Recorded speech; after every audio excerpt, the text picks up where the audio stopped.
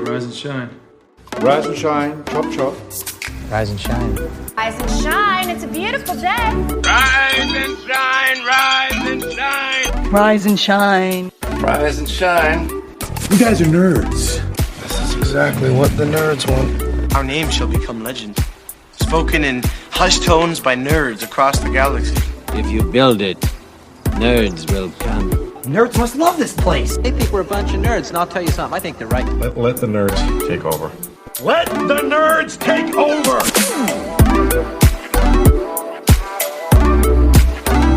Rise and shine, nerds. Grab your coffee, wipe the sleep from your eyes, and turn up the volume as we kick off your day with Love Thy Nerd's official morning show here on YouTube and LTN Radio. I'm Radio Matt. I'm the Director of Content and Resources for Love Thy Nerd. And I'm Deidra, or as you may know me by my pen name, Stephen King. This week, we're talking about the Hollywood writers' strike.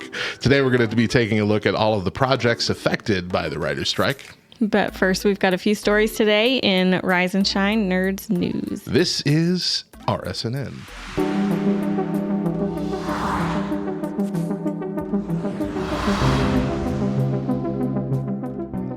Let's talk about Threads. So yesterday, we did our summer news update, and we talked about how Thread usage had dropped by half about a week after it launched. Well, it's only gotten worse since. Threads, which is Meta's Twitter rival, is struggling to retain users roughly a month after its highly publicized launch, according to fresh industry estimates showing that app engagement has fallen to new lows. This is a report from CNN.com. It says the data from market research firms SimilarWeb and Sensor Tower highlight the challenges facing Meta as it seeks to exploit the opening created by the chaos surrounding Twitter's management. Threads' daily active user count is down 82%. Wow. From its launch as of July 31st, according to Sensor Tower, with just 8 million users accessing the app each day. That is the lowest it's been since the day after the app's release, when daily active users peaked at roughly 44 million. Sensor Tower said people are also opening the app less frequently and spending less time there. On its launch day, Thread users opened the app on an average of 14 times and spent an average of 19 minutes scrolling through it, the company reported. But by the end of the month, those figures had fallen sharply. So, I mean, a week later, it was down to 6 minutes. I can't imagine how much sharper drop it was by the end of the month. But yeah, I don't know. I think everybody's in love with the idea of a new app. But everybody's still using Twitter or X or whatever they're calling it now. I think the fact that the app launched without like all the features that people love in place already hurt it. Yeah. Because they're wanting to add all those things. There's like, well, we're not done yet, but let's throw it out now. And like, okay, this is great. And at first it was, because at first the only people you saw on your little feed were people that you knew or followed already. And then like really quickly it became, all right, well now it's just showing me everything. Even people I don't follow. But I don't want this. And I think maybe they have added an option now where you can follow just your friends or look through a feed of just your friends, but it might be a little too late at this point. Also the fact that there's not a PC, like there's not a web browser version. Is a big deal. It's all on the app, just like Instagram. I think they're hoping to get a browser version out, but it's like... Why did you do this? Right. Why? It's too early. You jumped the gun. You jumped the gun and the shark all at once. I have this cool thing. Come see it. Oh, well, it's not done yet. But... I think people also, like when Instagram came out, and they made the decision that this is just going to be on the phones only. And Facebook bought it, or Meta bought it, and they continued on with that. That's where the world was going. Everybody was using smartphones a lot of people just stopped having computers. Like no computer, no laptop. We'll just use a smartphone or, an iPad, something like that. All very handheld stuff. And that trend is starting to shift back now. People are going back to at least laptops. A lot of people are buying PCs again, like desktop PCs. And people are adjusting back to the way they were before smartphones came out. We're still using our smartphones, but we're using it in tandem. So now we want to be able to do everything on both, seamlessly working together. And not a lot of apps are doing that yet in a satisfactory way. One or the other will have like less features. You can't do as much on the phone, or you can't do as much on the computer, if at all. I still hate that I can't do Instagram on the computer unless I'm doing like like a brand, because Meta will let you do like your brand stuff for Instagram on the computer, but I can't just post my normal stuff there. TikTok got wise. TikTok allows you to upload now on the browser. And like, that's great, because a lot of people edit these videos together on a browser. Right. It's so much easier to edit a TikTok video on your computer than it is to try and do it in an app on your phone with your fat fingers. So, do you think we're switching back from using our phones to using the PCs more because there's just so much more that you do online now, and your phone allows you to do one, maybe two if you can do a split screen things at a time, but meanwhile you can do like, five, you can have 5 different things going on your computer screen, especially if you got 2 screens. I think as things have gotten more complicated, like more feature driven, and Instagram, remember, and it's still kind of this way, but Instagram, like, you posted your photo and it was a square, and here's like 13 different filters you can run it through that are automatic, and you just pick the best one and then you post it. That's how it started. But now you go to like TikTok with, some of this very professional video editing that people are doing. Some are doing it very haphazardly, and that's normal. That's part of it. But some people are doing some really serious stuff. And you can't do that on your phone, at least not easy. Or at least it'll take you twice as long to do it on your phone than it would be on the computer. That's the difference. This is becoming your job. So it was just a cool, I'm going to show you my life and post things on Instagram. Now this is my job to do this. I get paid for this. So might as well get the computer and get it done right. That's a good point. People are making it their career, being social media people. Influencers. I mean, Matthew, Let's move on to virtual assistants. Okay, so this is part of a column, I believe, from Filipe Esposito from 9 to 5 Mac. As reported by Windows latest, the Cortana app, which was Windows Siri, has received an update via the Microsoft Store after 2 years without getting a single new update. But instead of new features, the update pretty much kills Cortana. And now shows a message saying that Cortana in Windows as a standalone app is depreciated. So earlier last week, during a call with investors, Apple CEO Tim Cook reinforced that Apple has been conducting research with a wide range of AI technologies, including generative AI, for years. Multiple rumors have pointed to Apple internally developing a technology to compete with ChatGPT. However, while Microsoft and Google have already made their new tools available to the public, Apple's still a long way off. In the meantime, Siri is still Siri.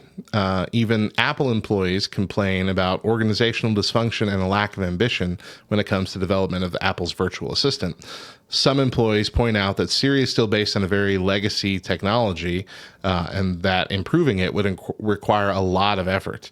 Seeing what other companies are achieving with generative AI, I think, he says this, I do think it's time for Apple to give up on Siri and focus its efforts on new technologies. What this is essentially saying is Cortana, Siri, maybe even like Alexa, on the way out. Kind of reached peak level of what they can do without AI involved. So are all of these going to be outdated? Is this like I'm remembering, this reminded me of before we had the smartphone, we had our flip phones. I remember in college having a flip phone that had TV on it. Heavy air quotes, TV on it. And what it was like 5-minute long audio clips with tiny little size of the postage stamp and heavy pixelated images that, like, it was supposed to be video technically, but it was like a new frame every 2 seconds. So it was just, but behind they're talking full, like it's a news broadcast or sports update or whatever. And I'm like, this is great. How cool is this? I got TV on my phone. So then compare that to the smartphone when that comes out a few years later. What's that? Alexa's listening to our conversation. Tristan. I think I need to turn my volume down. Alexa just said, I don't know that one. Yes, she is listening. Did I ever, I mean, the virtual assistants creep me out anyway. Okay. Because you remember the story. It still creeps me out that I read an email and my phone is giving me suggestions on how to reply.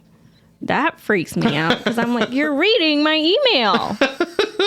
You're obviously reading my email because you're giving me suggestions on how I should reply. Well, I still remember the time that really freaked me out about it was when I found out that for Google, you can go into your history, your Google, like your account history, and hear your audio from when you ask a Google virtual assistant something. And you have the wake word, which is, I'm going to say it slowly with a break. Okay, break. Google. You say that phrase and it perks up. And I'm like, okay. But then you listen to the audio and the audio recording has you saying the phrase. Like it heard you say the phrase, but that's supposed to be the wake word that starts listening. So how do you already have the phrase? But what was worse than that was that I had used that at church one time, and one of our friends, Jaron, was talking in the background, and I could hear him talking on the recording before I even started saying okay. So it's recording all the time then. That's what we're saying? So they really are listening to everything, recording everything. And I don't know how long they keep the recordings, but just the fact that they're doing it all the time and not just when I say the wake word freaks me out still. And this was years ago when I discovered this.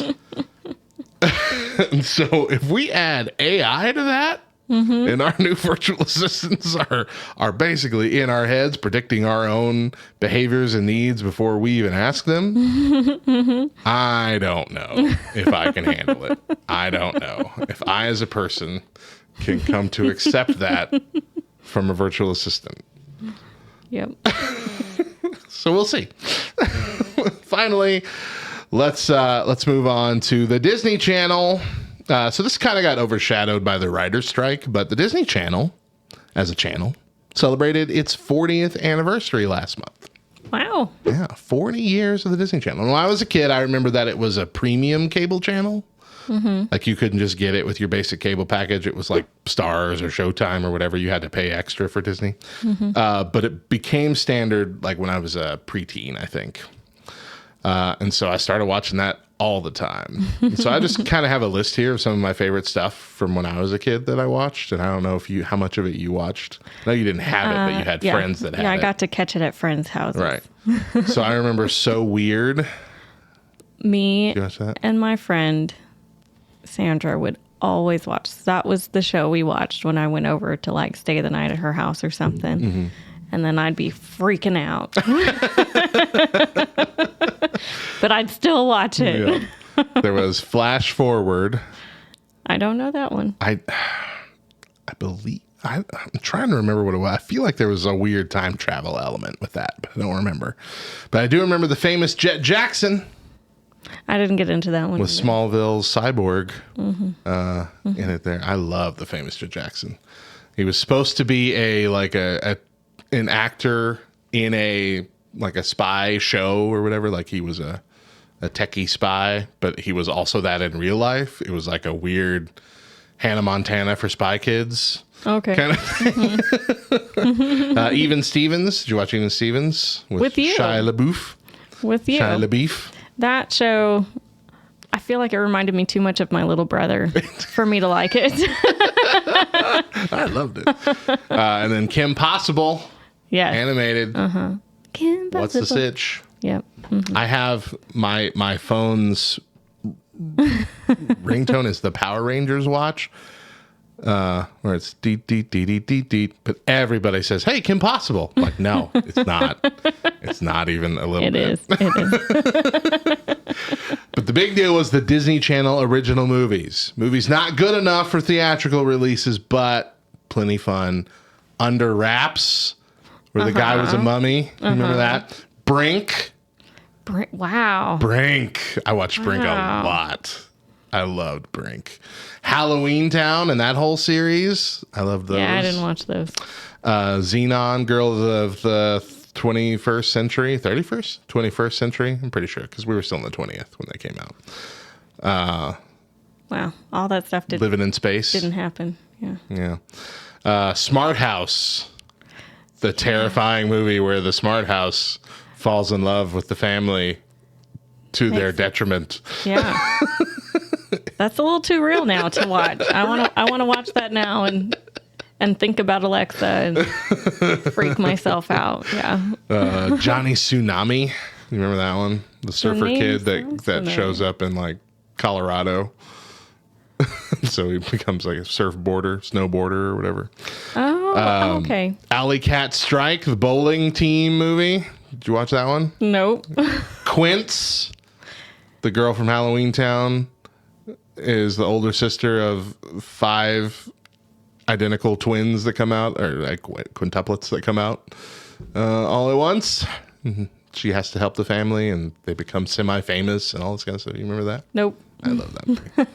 Phantom of the Megaplex, movie theater, Phantom of the Opera. Okay. You remember that? All right. Yeah. That's the last one I remember actually watching before they started turning all into High School Musicals and Camp Rocks. They were good. They were good back then. Sweet Lives with Zach and Cody. No, thank you. They're all so drama filled now. They are. They're very much CW light now. Yes, they are. Back then, it was just like, what? You want to have a inline skating race? Let's go.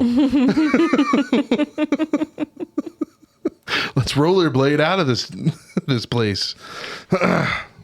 Halloween Town, that's not coming out now. We got Wizards of Waverly Place, which is a drama-filled wizard show. We're not having Halloween Town with pumpkin head men and all kind. There's barely any like romance or whatever hinted in those. Yeah. It was very much just focused on the weird sci-fi Halloween aspect. Xenon, that was fun. Space races. Yeah. All this kind of stuff. There was being grounded in space. Though. There was, but being grounded in space. That's essentially what it was. Then you had to save the space station from the evil whoever. Like, it's just good stuff. Good solid stuff. They worked it out. Actually, I think the last one that I watched was Cadet Kelly. That had Chrissy Carlson Romano from Even Stevens, Kim Possible, and then Lizzie McGuire. Oh, okay. I think I remember that. I don't remember her name. Hillary Duff. There we go. Yeah. What are we talking about? Talking about Disney Channel. Disney Channel celebrated their 40th anniversary. All the old Disney last things month. we love. Yeah. Okay, so also I have one bonus news thing that's not really nerdy news. It's just really weird, so I want to talk about it. Okay. If you haven't heard, it's about Bed Bath & Beyond. Okay. Bed Bath & Beyond is gone. Like, it went bankrupt, sold all its stuff. had this big auction to sell all its stuff.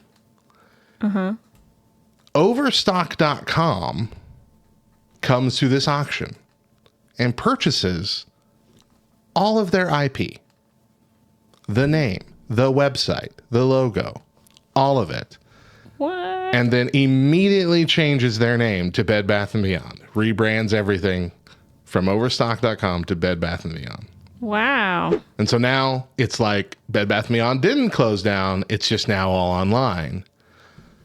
But it's very strange. It would be the same thing as if Twitter went under and Meta's like, let me snag that IP and rebranded Threads as Twitter. And now it's just like, this is Twitter. This has always been Twitter. What are you talking about? It's so strange. It's a company wearing another company's skin. And it's weird. And I just needed to say that. Are they like hoping nobody knows the switcheroo? And I think they're like, oh, Bed Bath & Beyond. I like them. the way that it was explained to me is that Overstock.com's business model has changed over the years. So initially it was literally Overstocks. Like, right. We're selling all this extra merchandise, Overstock. essentially like an outlet. It was like an online collective outlet store. We have all this Overstock stuff. We're going to give it away for pennies on the dollar. But they've changed to having a lot of stuff that's just sold there. We sell this now. It's not an Overstock. It's just the same basic stuff that you'd find at Bed Bath & Beyond. And so I think the idea is to get away from the idea that it's all just Overstock stuff. And like, this is a place that you can come first, not later kind of thing, which I guess makes sense. And Bed Bath & Beyond, despite the fact it's gone out of business, has good stuff. Like people, I mean, stuff. Yeah. But I mean like brand recognition. Oh, I don't know anybody who's like, I hate Bed Bath & Beyond. Right. You know? Right. Like, I loved going to Bed Bath & Beyond. I never bought anything, but I love going there and looking at the things. I lie. We bought a pillow or something there once, didn't they? They also had all that. Apparently everyone just looked at it because it went under. It was a place to look at things. I'm going to go look at things and then order it from Amazon. Yeah. They learned the rebrand trick from scandalized banks that went under. Yeah. Well, I mean, that happens. That's a government thing, isn't it? I'm pretty sure that when a bank goes under, the FDIC comes in and they're like, all right, we're renaming this and we're opening up tomorrow and we're going to tell all our customers that everything's still the same. We're just under a new name now. And they start over kind of thing. Like I watched a whole deal about this. And we have a bank in our town that's gone like through 3 name changes. And I think it's because of that. Like the bank goes under, the government steps in and like, all right, this is ours now. I thought it was like other banks buying that bank out, like buying. That's the thing that happens as well. Yeah. But anyway, that's it. We're going to stop right there and take our first break. But when we come back, it's time for the LTN mission report with Luke Filipiak. Filipiak. Good, really close. I thought if I said it like with confidence, it was just going to be right. Keep trying that.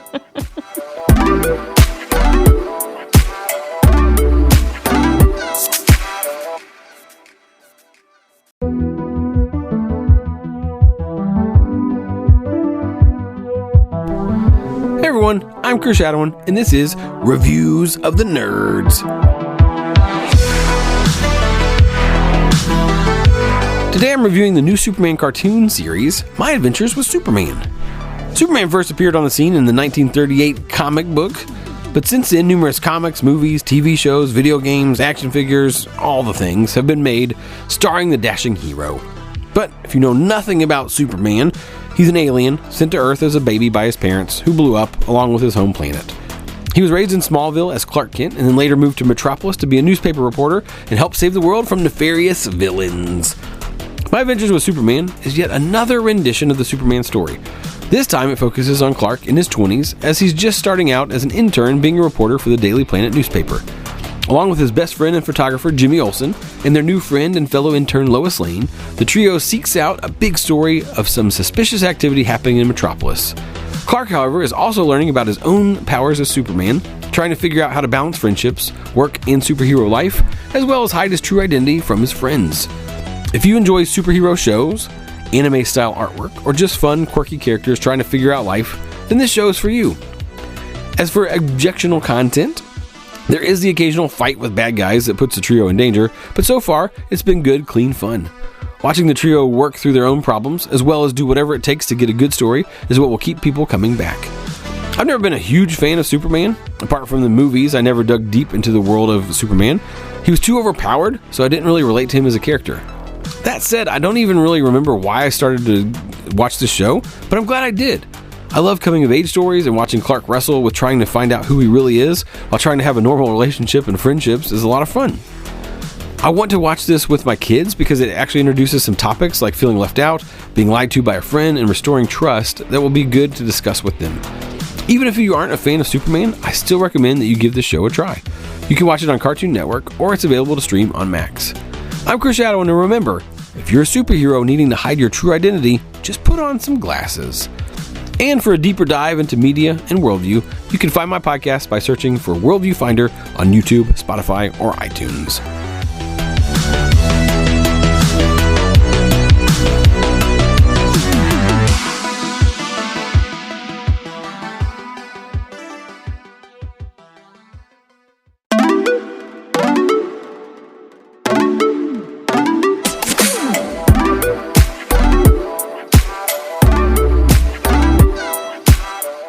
Welcome back to Rise and Shine Nerds, LTN's official morning show here on YouTube and LTN Radio. On LTN Radio, you can catch the audio show first at 8 a.m. Eastern with an encore at 10 a.m., intermixed with the best Christian rock, rap, pop, and indie. I am joined by Love Thy Nerds mission team lead Luke Filipiak once again for the LTN Mission Report. How are you doing this morning, Luke? Oh, I am doing very well. Thank you. So, a little bit tired. Yeah, still. Yeah, I get it. An LTN team just got back from Gen Con, which is the largest tabletop convention in North America by both attendance and number of events. We had one of our largest contingents of nerds ever on this trip, right?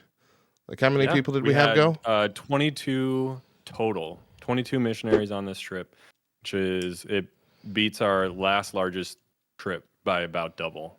By about double? Wow. Yeah. I think our largest was like around 10 or 12 people. Yeah. Wow. So just a lot. I didn't even know we had that many people that wanted to go on these trips. I mean, that's really cool. You'd be surprised. We had to, that's right. You had to start turning people away, didn't you? Yeah. Just from, the end. like space. Like, yeah. I don't want people to have to sleep on a hotel room floor. And so I'm like, hey, I don't have a bed for you. So I'm sorry. So with that number of people there, how did our team help out at Gen Con this year? Yeah, so we took this team, and first and foremost, we're there to love and serve our nerdy neighbors, love people the way Jesus would love people. So we go where the nerds are at, and we play games, we volunteer in booths, and we just do what we love doing, use our nerdy passions to further the gospel and to further the love of Jesus. And so one of the big ways that gets us our foot in the door is by volunteering or working with publishers. And so this year we had the opportunity to serve with Funko for the third year in a row. And so 19 out of our 22 people all served in Funko just by demoing games, running the register, using their ticketing system for people that had signed up for scheduled events, different things like that. So what are some of the things that you saw during Gen Con that excited you? I mean, besides all the games that both I could get my hands on and couldn't get my hands on. I would like to know some of those too. Yeah. What was that? I'd like to hear about some of those too, but yeah. We'll dive into that. But honestly, seeing our team serve both inside and outside the booth, leading up to the event, we do a lot of different trainings.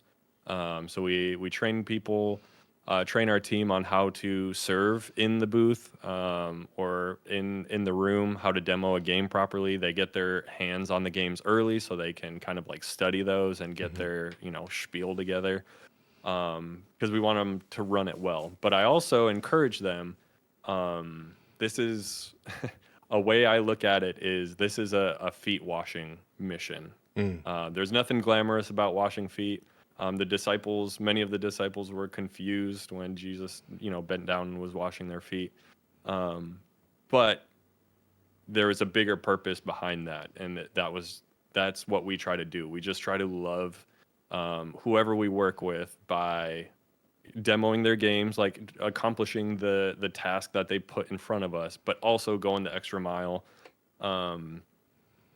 picking up trash, restocking shelves, what seems like very mundane tasks that actually go a long way for people. But on top of that, we encourage our team to also be encouraging to the staff of the publisher or the company that we're working with. And so we had people on our staff just share words of encouragement and say, hey, you're absolutely crushing this convention, like, way to go. We had people write handwritten notes and give them to the staff and different people.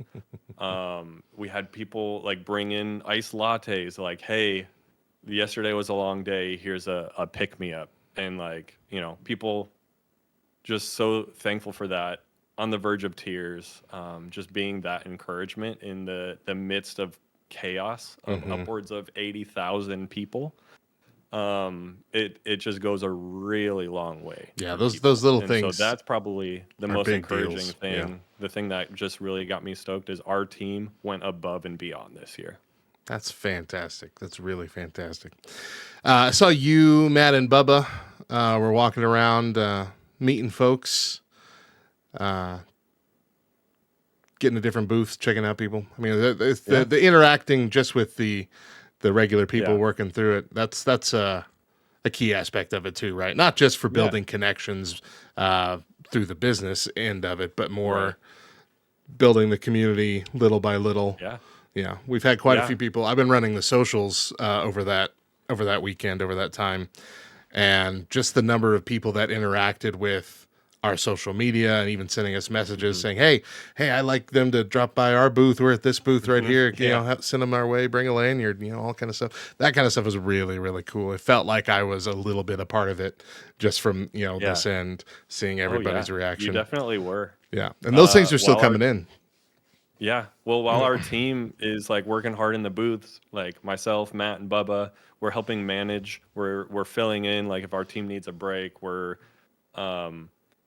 long story short, everything's fine. It was we had one guy have to go to the ER just because of some like sharp pains and stuff. We just wanted to be safe, and so everything's fine. Don't worry. It wasn't a big deal in the end, but we're happy to take care of our own. But like you got to be on the fly. You got to prepare for that. You have to find somebody to fill in his spot, like make sure he's getting rest, like take care of him, but also take care of the people we promised to take care of. And so doing a lot of stuff on the fly, making sure we're managing that, but also, yes, we're walking around meeting people. People are like, hey, I've been in your community for a while. I haven't met any of you guys yet. Can you stop by this booth? I'm like running it all day. And we get to stop by, build those relationships alongside we're meeting people and continuing to build relationships from people we've met in the past. And so we've got relationships like Matt and Bubba specifically have been doing this like 10 years. Yeah. And so they have relationships that date all the way back then. But me, I've got relationships I started 3 years ago, and I'm following up like, hey, we got to meet up again. We got to play a game. We got to grab coffee, what have you. And so we're building new relationships. We're strengthening old relationships and building partnerships and like that. And that's a key part of it as well. Amazing. All right, I got a few fun questions for you real quick. Let's talk about games. What's the game that you did get that you're most excited about? So I've actually, I had a list of like 20 games I wanted to check out. And then on the first day, basically the first morning, I just pinballed around and like just bounced from booth to booth, finding all the games that I knew I wanted to take home. Mm-hmm. It was so crowded that first day, like shoulder to shoulder, like in the aisleways. Like it was just so busy and everyone was selling out of games quickly. And so I had a whole list where I'm like, I think I'll like this, so I'm going to go buy it. And so I didn't actually play any of the games that I bought until I got home. But one of them was added last minute to my list to check out, and it's called Wild Tiled West. Wild Tiled and it's West. from Dire Wolf. And it's a game. You could play 5 people, but you're rolling dice that coordinate to like this grid, like columns and rows of different tiles that you can draft. So you roll these dice, and then if you roll a 14, it goes into 14 slot, and you can pull from that immediate row. If you roll an 8, it goes in a column, and you can pull from that immediate row. Everyone takes a turn drafting. You're taking these tiles that give you different rewards or points or different actions, and you're placing them on your map. And you're basically building an old Western town, like wrangling cattle, hiring sheriffs to take out the bandits. Like there's just all sorts of things. It's super fun. It's a fun theme, and I'm a sucker for any game that has tiles that I can build things. It's super fun. So played that the other night at our game night here, our LTN game night in New Albany. If you're in Southern Indiana, you should come out to that. It's the first Wednesday of the month. But we did that, and it quickly shot up to one of my top favorite games. It's that good. That's awesome. All right, biggest regret. What game did you really want that you didn't get? I would honestly say I don't have any regrets. This is like Gen Con's just kind of the first place you could get your hands on things, and so like we've got Star Wars Rivals. Like all of us went home with some Star Wars Rivals from Funko, and Matt and I get back and we're like, oh, we really should have gotten some booster packs. And like we go like look online and it's like releasing September, and we're like, no, we gotta wait with everyone else. So I wouldn't say I regret anything, but there was one that myself, Matt, and Bubba tried to pick up, and it's called Sky Team. It's a 2-player game, co-op, so you're working together to land a plane. So you have to like clear the runway, you gotta tweak everything, you gotta make sure all the, just everything's in order to safely land a plane. And you're working together. It's from the same guys that make like Turing Machine and games like that. From those guys. Turing Machine looks we tried to, all 3 of us tried to snag that throughout the week, because most publishers would kind of like a lot, like, okay, we've got 75 to 100 copies and we're releasing them every morning. Just that way it stretch wouldn't it out. all go out on the first day. On Saturday a chance that only have a Saturday badge. We had exhibitor badges, so sometimes we'd be able to get in early and make some purchases. But that one, they're like, just to make it fair to everyone, which I really appreciated this. They're like, we're only releasing 15 copies to exhibitors at 9:30. So exhibitors can come, but like everything else is reserved for everyone else. And I'm like, I told him audibly, I'm like, thank you for doing that. That's very fair. And then walked away with my hands empty. Sky Team. Keep an eye out for that. It's a really good one. That sounds interesting. One last thing, something that Gen Con hyped a lot, almost as much as just the convention itself, on their social media, was the food that was going to be available at Gen Con. Oh yeah. So I want to know what your favorite thing you ate was at Gen Con. All right. There was one day where I ate terribly. Like every day was just awful because you're eating food truck food for 4 days straight. But like there was one day, woke up and I'm like, there's this like food cart like on our walk in, and I told me and Jeff, or I didn't tell myself, I told Jeff, I'm gonna stop there and just get like a iced coffee or like a hot coffee or something, and then I think they have like donuts and a breakfast sandwich or something. And so we're in line. It's very long. By the time we get up there, we notice that the the breakfast sandwich is the bread is a donut. So they cut a like cake donut in half, and then it's like sausage, egg, and cheese on a donut. And I'm like, all right, I guess I'm in for that. It was actually very good. It was very sweet. Like halfway through, I'm like, I'm just gonna eat the inside, but it was surprisingly good. Like the pairing with the sweet and savory. Yeah. And then my hot coffee. It was very good. And then for lunch, I had a Korean corn dog. If I mean, like, you know what a corn dog is, but like a Korean corn dog is just like fully loaded. So it was a hot dog wrapped in bacon, and then like bread it, or like the they dip it in the like whatever breading, cornbread, yeah, whatever, yeah. And then they roll it in your pick of chips. So I got like you could get like Doritos or like all sorts of things.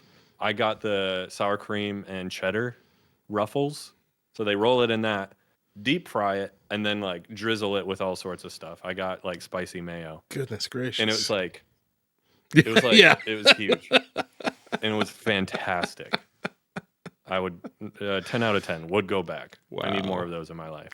And they have a breakfast version that is like a sausage link wrapped in bacon, dipped in pancake batter, and then rolled in your choice of cereal. And my friend got Cocoa Puffs.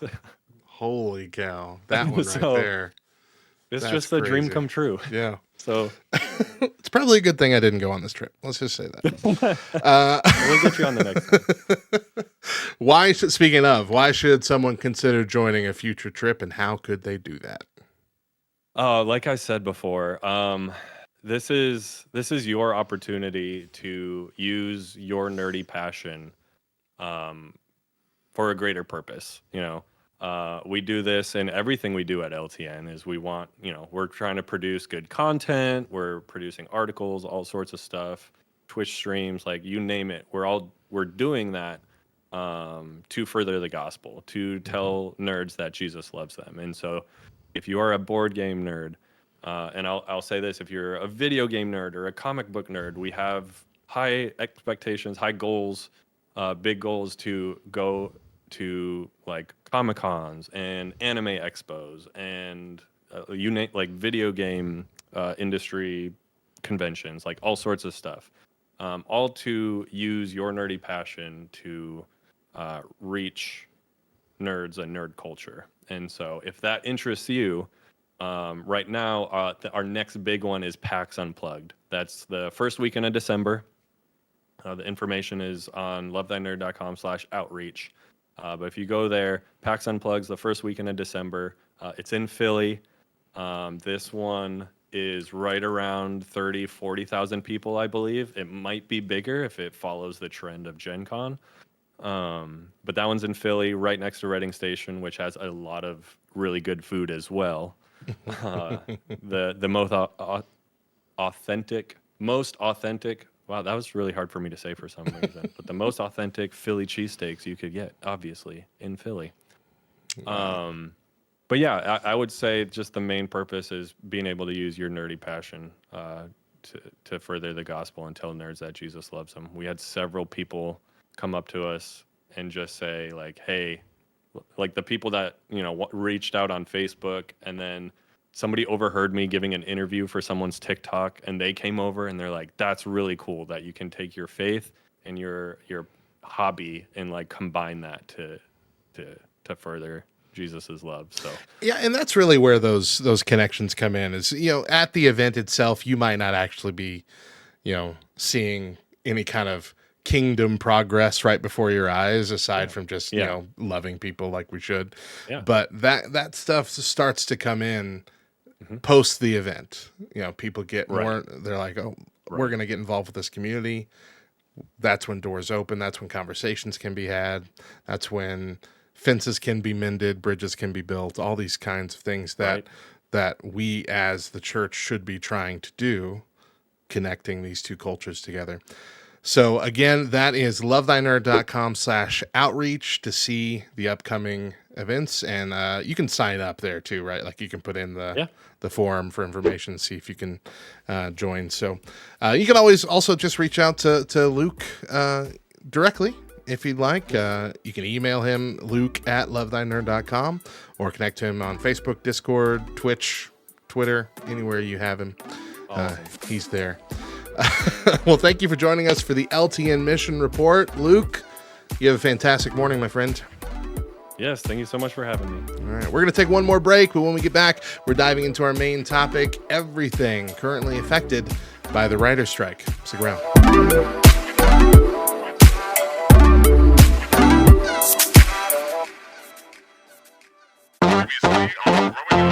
I'm on the edge of my seat, I'm on that cliffhanger. It's on the tip of my tongue and I can taste the answer. Heart beating out of my chest, ready, get set, on your mark. What's gonna happen next? This right here's my favorite part.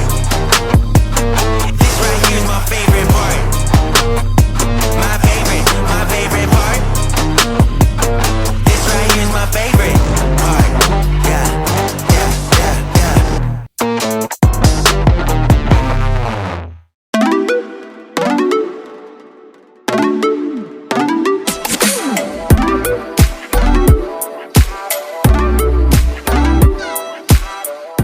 Welcome back to Rise and Shine Nerds, LTN's brand new morning show. LoveThyNerd.com aims to be a hub of information for nerds and nerd culture. Our resource lists range from tough topics to explorations of specific fandoms. And just to be meta about it, we are creating a list of our resource lists as well as a few standalone resources. Check out all the resources we have to offer, with more coming all the time at lovethynerd.com/resources. This week, we are taking a look at the writer's strike. Today, we're going to look at everything being affected by the WGA strike and the Screen Actors Guild supporting strike. So let's take a look at movies, first of all. All right. 20th Century Studios, The Amateur, upcoming thriller, the 20th Century Studios has shut down production during the film. It stars Rami Malek and Lawrence Fishburne and a few others. It's based on a book of the same name by Robert Little and directed by James Haas from Slow Horses. Production is filming in England as of June. Scheduled for release November 2024. We'll see if it makes it. But The Amateur is shut down.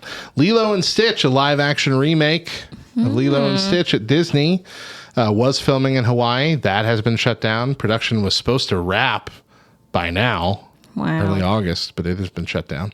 Marvel, Blade has shut down and during the WGA strike and remains shut down. Thunderbolts paused production and remains paused. Deadpool 3 had completed the script going into the writer's strike, and we had talked about that. It actually moved it up. But the SAG-AFTRA joining the strike includes Ryan Reynolds, so he cannot be on set. So the movie was filming in London since late May with Reynolds and Hugh Jackman. Sean Levy is directing the film, which is still scheduled to be released on May 3rd, 2024. So we'll see. But as of right now, they're not filming. Venom 3, not Disney Marvel, but still Marvel. Sony's Marvel franchise is shutting down as well. Venom 3, starring Tom Hardy, has paused.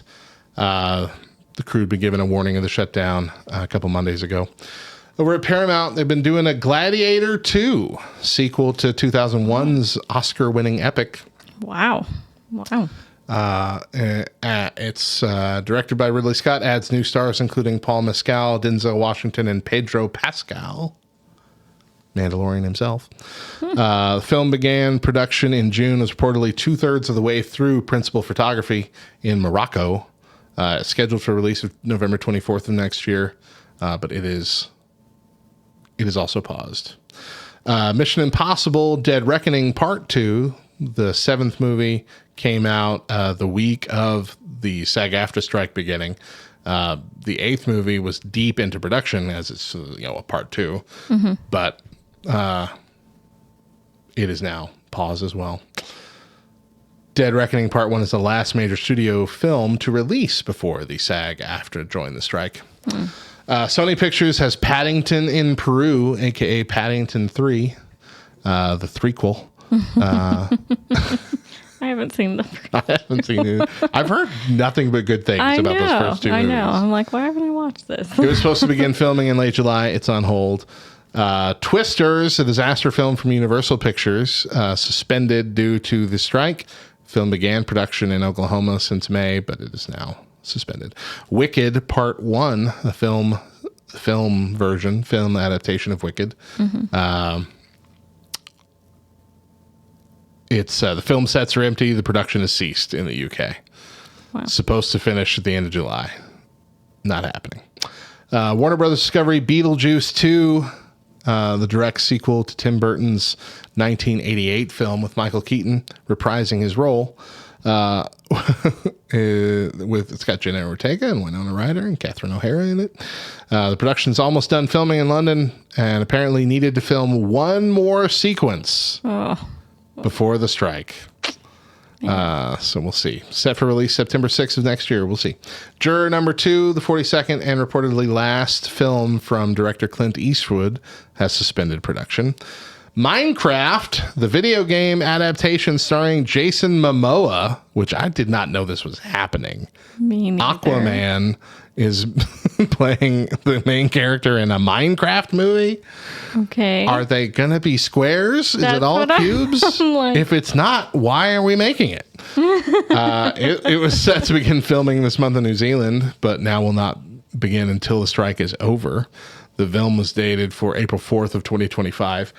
Mortal Kombat 2, video game adaptation sequel to the 2021 film, was shooting in Australia.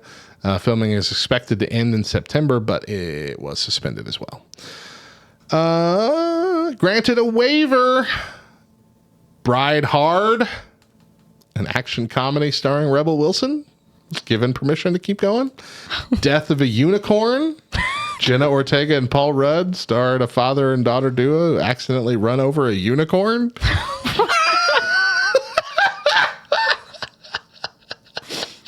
What the heck? Are they just like... I really want to watch that.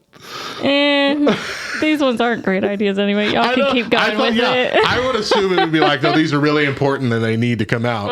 And it's like, ain't nobody watching this. Dust Bunny.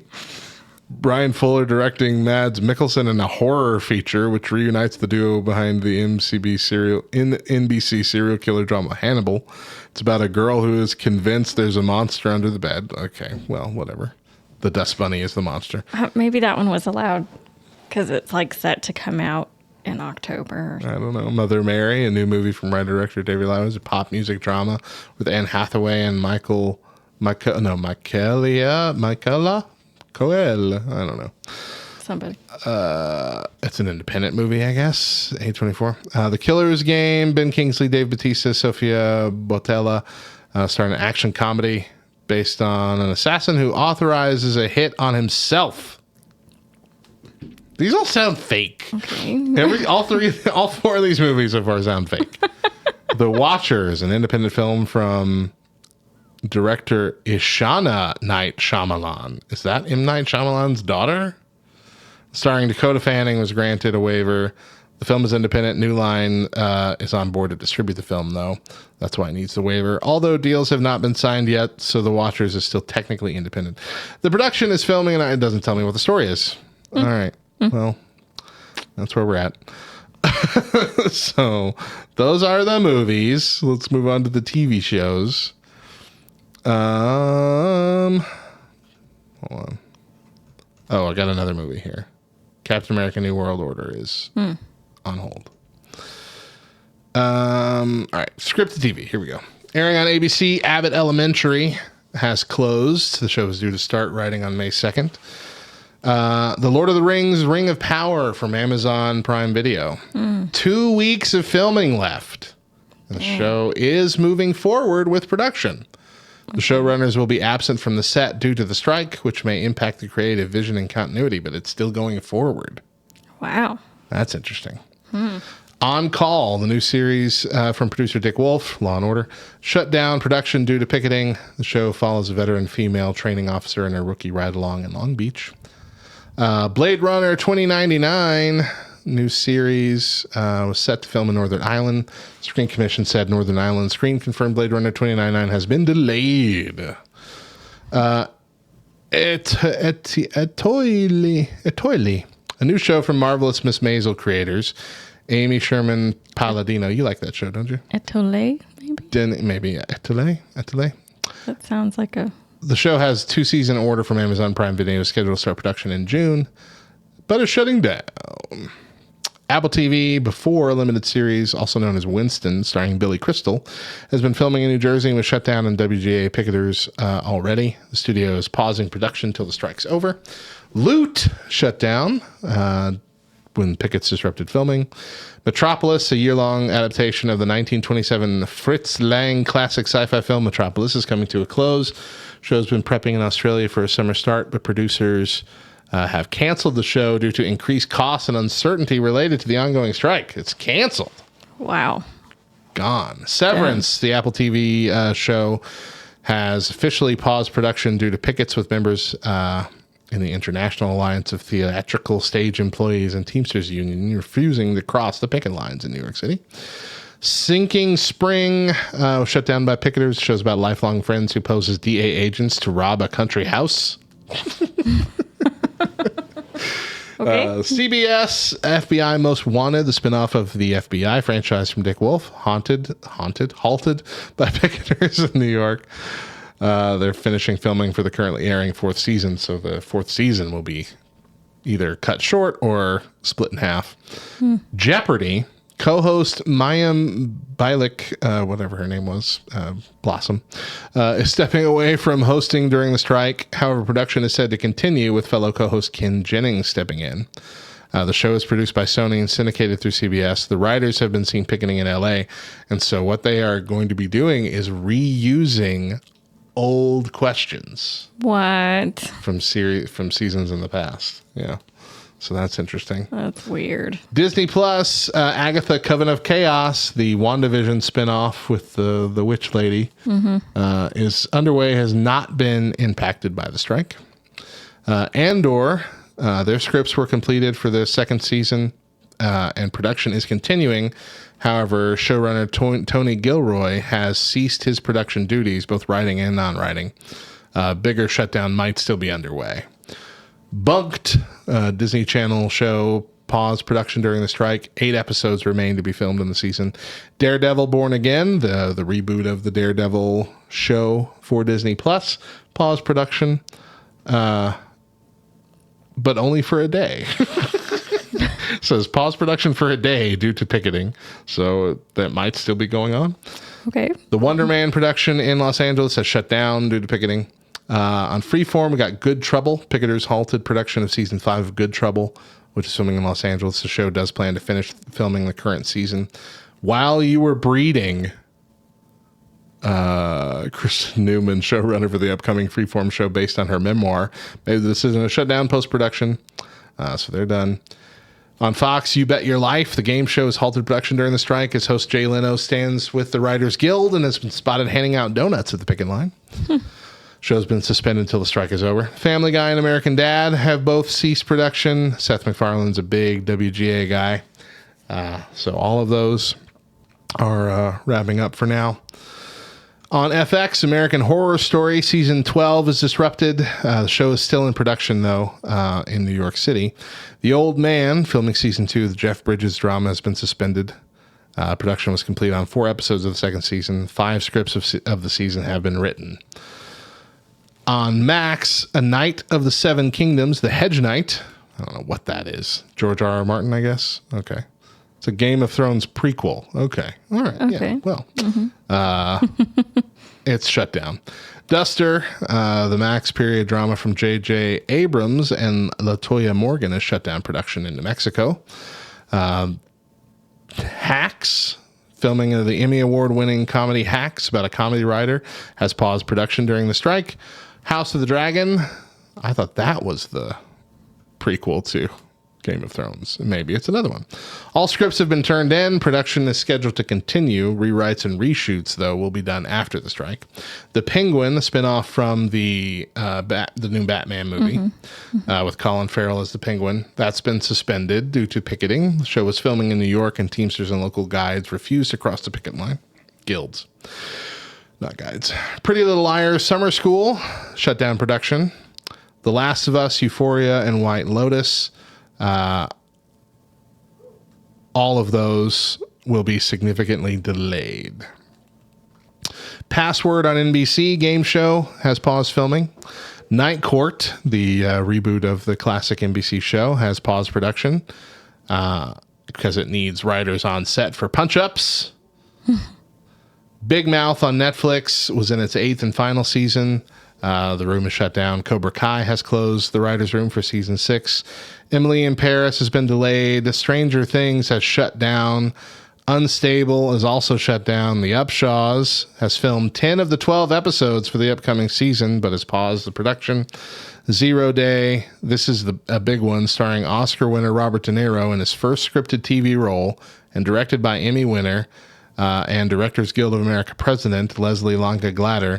0 Day shut down production in New York City. It's unclear when the show will resume production. And the Writers Guild and SAG-AFTRA are still on strike, and everything's authorized. A tentative deal could go back to the bargaining table if members do approve to give this a waiver, I guess, but it doesn't look like it's going to happen. Wow. Robert De Niro's first scripted TV role. That's interesting. Nickelodeon, The Really Loud House, second season shut down. Unclear if production will resume once the strike is over. Paramount Plus, Evil, wrapped production early because of the picketers. It will have a shortened season. Yellowstone 1923 has content produced and ready to go. But it might still be delayed indefinitely. Wow. Okay. On Showtime, The Chi, which is about Chicago, has been shut down for the foreseeable future. Billions refused to cross the picket line, shut down production for a couple hours during the first week of the strike, so that might still be going on. Uncoupled, season 2 of the show, starring Neil Patrick Harris, is paused due to the strike. Yellow Jackets, after 1 day of writing, the writer's room for season 3 of the Showtime drama Yellow Jackets has paused. Wow. P-Valley on Stars, not be filming until a fair deal is reached. Power Book 2 Ghost, spinoff from Power Book, temporarily shut down. Power Book 3 also.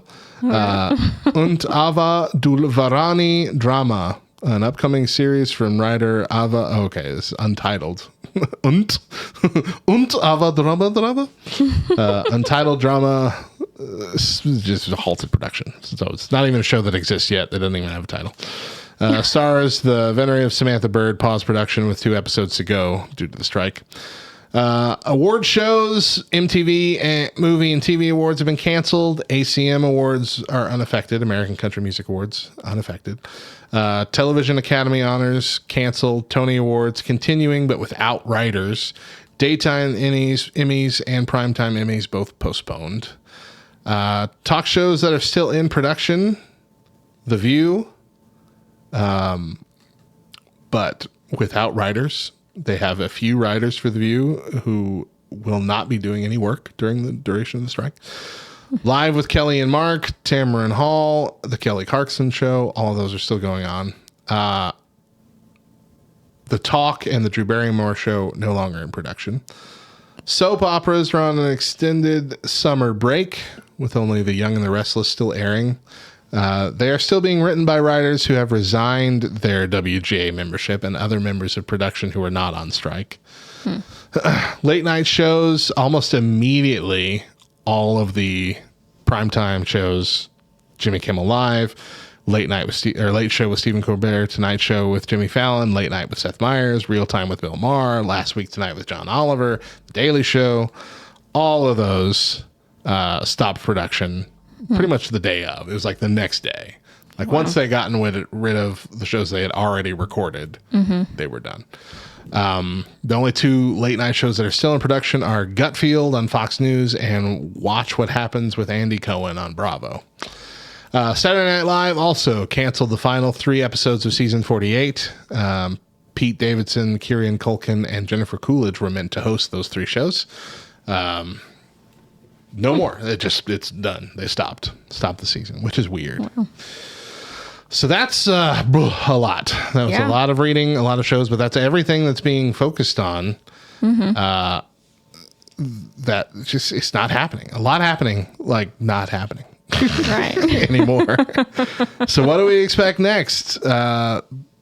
Last time we had a writer's strike, we saw the rise of reality TV as being a thing. Is more of that on the way? I hope not. So we'll talk about that a little bit more tomorrow. Any thoughts before we wrap up today? I know today was mainly just information. Yep. Not a lot of, we talked about this, not a lot of stuff I really want to see. It's appealing. Yeah. Not a lot that's appealing to me. Like most of the stuff, I'm like, okay, I can do that. A few of the movies, I want to see. I want Marvel to keep going, even if their quality is being diminished lately. Guardians of the Galaxy 3 was really good. Yeah. I think it was really good. Yeah. So, there's still hope. All right, well, we'll talk about more of this tomorrow, but for today, our coffee is depleted, and thus our show must come to a close. But before we go, let's get our verse of the day. Today's verse is Isaiah 40:29. He gives power to the faint, and to him who has no might, he increases strength. And with that, our Tuesday show is coming to a close. Thank you for joining us for Rise and Shine Nerds. We want to invite you to get behind the scenes by joining our LTN Discord community.